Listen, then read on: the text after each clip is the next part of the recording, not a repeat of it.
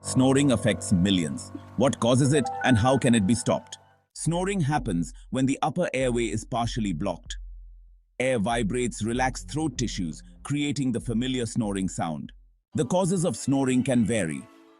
According to the World Health Organization, major causes include obesity, extra tissues narrow the airway, alcohol and sedatives. These relax throat muscles. Thankfully, there are ways to reduce snoring. Here are some expert-recommended tips. First, lifestyle changes. Losing weight and avoiding alcohol before bedtime can help. Second, sleep position. Sleeping on your side can reduce snoring. Persistent snoring? Consult a healthcare professional. Make lifestyle changes for a restful, snore-free night.